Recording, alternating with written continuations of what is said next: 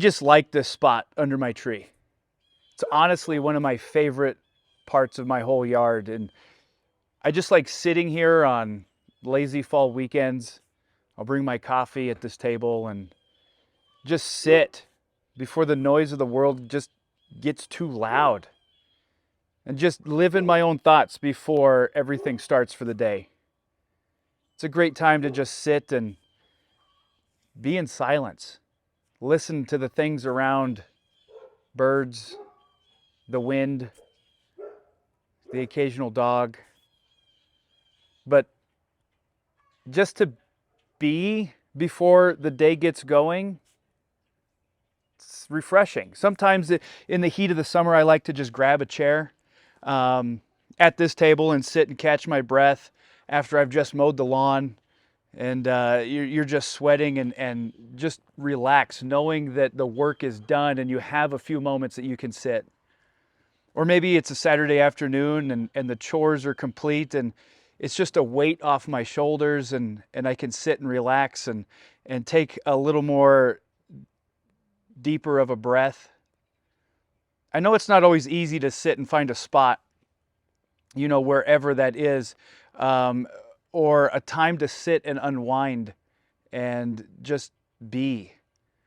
But it's important to find a few moments somewhere in your week to do just that. It's a great way to reframe and honestly refocus. See, our culture is so demanding and so loud for our attention. Your phone has this thing called notifications that just buzz and they make sounds. When you're not even looking at it, it just still is begging for your attention. There's ads on the radio or the billboard as you're driving, and they just want to get your focus. Our culture wants our focus. And then to try to set it aside for 30 seconds is honestly hard to do because things are changing so fast. Our attention spans are shrinking with each passing year because our culture is changing us. We live in a loud society that never lets us find a moment by ourselves and get quiet. And if it's not honestly not our own minds that are pulling us away from what's important, it's the opinion of others that gets us. Our political steeped culture keeps us so engaged that honestly we just become numb to it. We don't even want to listen anymore. There's always something to be frustrated at or mad at or worry about or fix this or fight for that or honestly demand some kind of change. But between the ads and the politics, we can never really get a break in our culture today. We're always engaged. We have to be ready at a moment's notice to give our thoughts or our opinions about something because out of the blue through social media, somebody could ask us. There's a lot that want our attention. And whatever you and I focus on, there is a team of people making money off of that. And that's just thanks to social media and things called direct marketing algorithms that push exactly what you've been thinking about or looking at. But in our passage today, Jesus takes a much needed break just to find some quiet. It's in Mark chapter 1, verse 35 and through 39. Mark records, before daybreak the next morning, Jesus got up and went out to an isolated place to pray. Later, Simon and the others went out to find him. When they found him, they said, "Everyone is looking for you." But Jesus replied, "We must go on to other towns as well, and I will preach to them too. And this is why I came." So he traveled throughout the region of Galilee, preaching in the synagogues and casting out demons. You see, Jesus got away from all of the noise. He took a few minutes by himself to just focus and settle, be quiet, reflect on what tasks were to be done that day. And before the town woke up and got busy going to work and going through the town square, and everybody got focused on what they wanted to do. But Jesus stole those first few moments. See, if I'm not clear in my thoughts and plans, I might not get the desired outcome that I'm looking for. Recent studies show that taking time in a quiet environment actually restores the nervous system. It helps sustain energy, and it conditions our mind to be more adaptive and responsive to the complex environments that we find ourselves in. They also found that the busier and louder the environment that we live in, the more quiet time we need to restore our brains. This all makes sense in some way, even though this might be the first time we've ever been hearing this. This makes sense in our life. It makes perfect sense. My quiet place looks like this shade under my pine tree in my backyard with chickens and dogs. It has to be a great place to read, watch a movie on an iPad, maybe drink a cup of coffee, listen to music, and eat. Yeah, sometimes my quiet time involves me eating. Yours can look like whatever it needs to. But I need my quiet times just to get away from the busy life of 4 daughters, 4 dogs, 15 chickens, work, church, everything else that is demanding my attention. It's a lot. Just like your life, there's probably a lot in your life. And I'm sure that your life is just as busy as mine. And I'm sure you long for these quiet times as well. Welcome to WaypointsGO. We are a crowd-funded channel creating digital content for the gospel on the move. If you like what you see, check out in the description a link to partner with us. One of my biggest pet peeves is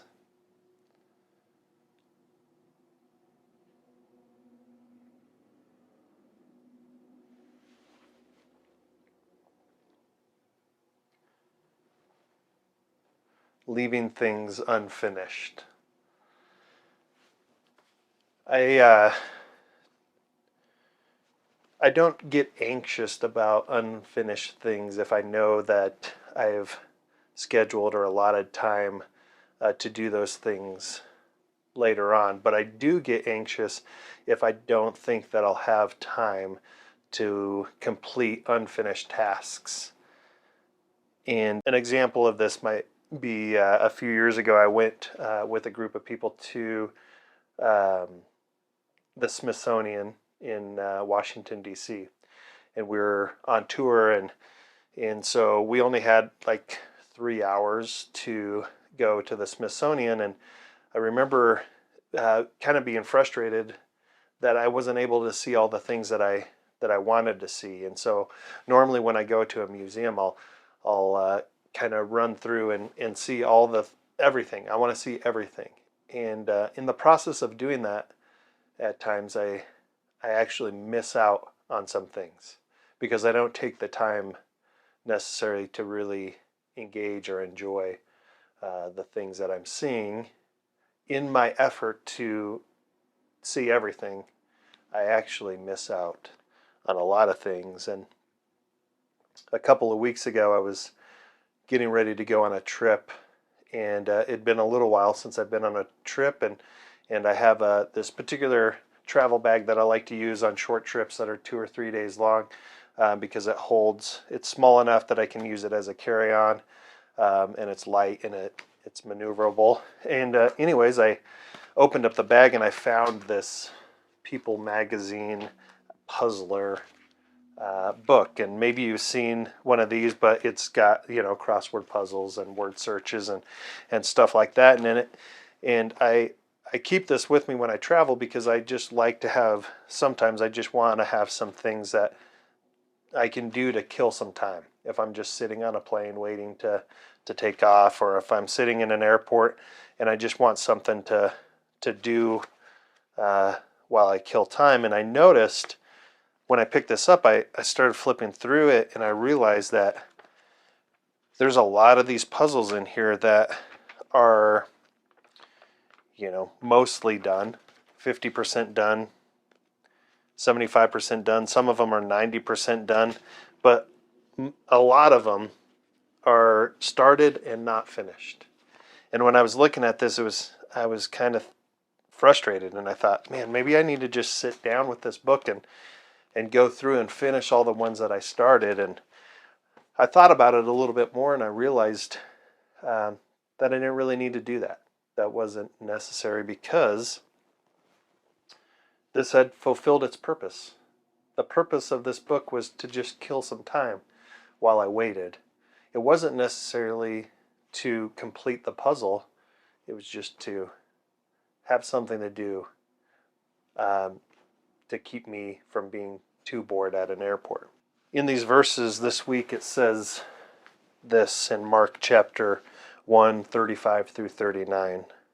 It says, "Before daybreak the next morning, Jesus got up and went out to an isolated place to pray. Later, Simon and the others went out to find him. And when they found him, they said, 'Everyone is looking for you.' But Jesus replied, 'We must go on to the other towns as well, and I will preach to them too. That is why I came.' So he traveled throughout the region of Galilee, preaching in synagogues and casting out demons."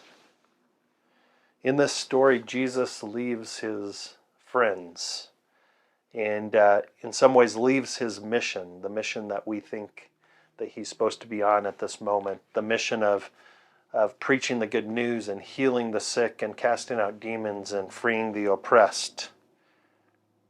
And instead, Jesus goes away to a quiet place to be with God, to be with his Father, to pray.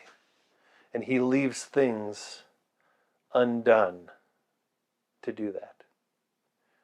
There are still people who wanted healing, wanted prayer, wanted to be preached to in the city. Simon says, "Everyone is looking for you." Not the disciples looking for Jesus, but the people of the town are looking for Jesus to heal them, to cast out demons, to preach the good news. And Jesus leaves that undone and then goes up to a quiet place to be with his Father. I love Jesus' action in the verses preceding these verses. His action is to heal the sick and cast out demons. That's what he did. People lined up from all over town to see Jesus perform miracles, to experience the healing, to be set free of oppression. He does all these things. That's his action. And then his reaction to that is even more profound. His reaction is to go alone and be with the Father. And then his action after his reaction is to go to other towns and other people and preach the good news and heal the sick and free the oppressed.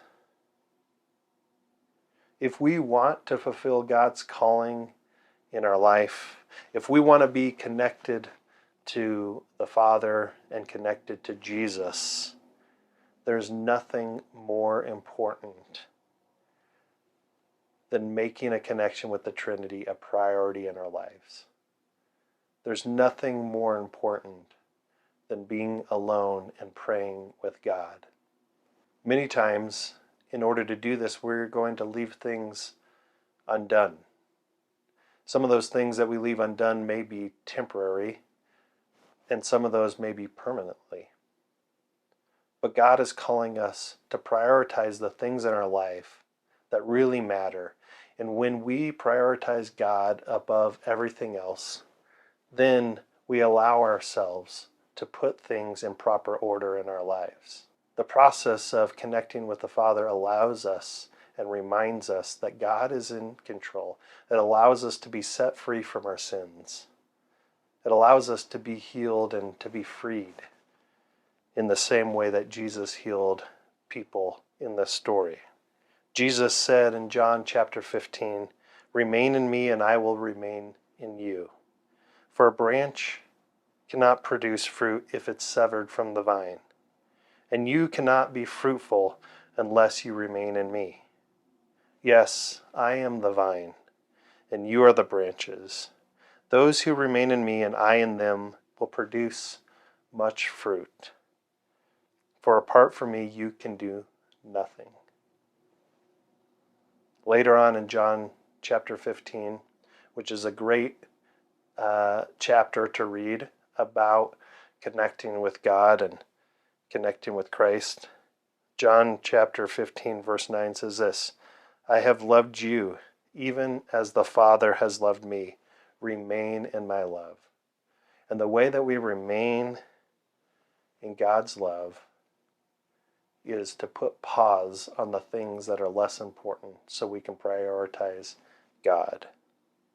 God is calling us to take it easy, to slow your roll, to hold your horses, to hang loose, to take a chill pill, to mellow out, and remain in Him. Well, if you like what you're experiencing with Waypoints Go, then we just ask that you would hit that like button, hit that subscribe button, and then maybe share it with a couple of friends to continue this conversation.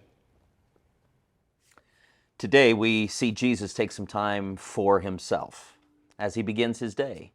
He starts off modeling for us how to begin every day with some quiet time, some reflection, some time with God, some prayer time, meditating on God's Word. Now, I'm sure all of you do that perfectly every single day. But for me, I find that a little difficult. Call it ADD, call it ADHD, maybe sensory overload, but we are constantly bombarded with stuff all day long. I mean, think about it. The first thing that we do in the morning is we check our phone or we turn on the TV. Last thing we do at night is to turn off the phone, check the phone, or turn off the TV. Even some of you leave your TV on all night and you sleep to that so that your subconscious can continue to watch movies or whatever in the world that's all for. The thought of sitting in silence, that actually can be terrifying. And when we do try to sit in silence, when we do try to keep our minds focused, they just continue to wander. They wander to, what do I have to do next? What stresses are going on in our life? It doesn't matter. It seems that we have the most difficult time focusing. And we want to do anything except sit there and be quiet. Sensory overload. The 17th century French philosopher Pascal once said, "The sole cause of a man's unhappiness is that he does not know how to stay quietly in his room." I think that's pretty true. And yet today we see Jesus model something totally different for you and for me. I don't think it's any accident that last week we saw Jesus, just a couple of verses before this, we see him bombarded with people. We see Jesus healing everybody that comes his way. He's casting out demons from people. And I don't think people are just patiently standing in line waiting their turn. That's not happening. People are crying out in their pain. The demon-possessed people are definitely not being quiet. Parents pleading for Jesus to heal their children. I bet it was complete chaos. And I bet it was sensory overload. And that wasn't the first time in Jesus' life that he was overwhelmed, and it definitely would not be the last time he was overwhelmed with things. And Jesus' days were busy, and they were chaotic, and they were filled with sensory overload, just like yours and just like mine, and probably far more than you and I can ever handle. And yet he begins each day with silence. He has a way of resetting himself, preparing himself, making sure he was ready for the overwhelming part of the day. See, silence is the love language of our soul. Here's a little formula for you. A change of pace and a change of place brings a change of perspective. There's something about slowing down the busyness, slowing down our pace, finding a different place to hang out that gives us a new perspective. Corrie ten Boom, the survivor of the Holocaust, once said, "If Satan can't make you bad, he will make you busy." I think that's probably true. And perhaps that's why the Sabbath of the Ten Commandments is the longest of the Ten Commandments, because it's absolutely the hardest to keep. Silence. Silence is anything but passive. It's actually proactively listening. What is it that you have for me, God? What do you want to say in the midst of this silence? The great Catholic author Henry Nouwen describes silence as actually an act of war. It is declaring war against the competing voices inside of our head. And it is a war that is not easily won, because it is absolutely a daily battle, a moment-by-moment battle. But each day that you fight that battle, God's voice is going to get a little louder and a little louder until he's all that we can hear. Henry puts it this way. He says, "Every time you listen with great attentiveness to the voice that calls you beloved, you will discover within you a desire to hear that voice longer and more deeply." That's great. I once had the opportunity to spend an hour in a sensory deprivation tank. If you don't know what that is, it is a tank that you go into that's filled with water that is salt water at body temperature. There's no lights, there's no sound, and you just simply float. There's no sensory. And at the beginning, it was a little unnerving, but soon I found it so deeply relaxing that I actually think I fell asleep, or time passed so quickly that the next thing I knew, they were opening the tank and the lid. And studies show that sensory deprivation tanks improve your focus and your concentration and your imagination and your intuition. In fact, when I came out, everything just seemed brighter and just seemed to be more of everything in a good way, because my brain had taken a break.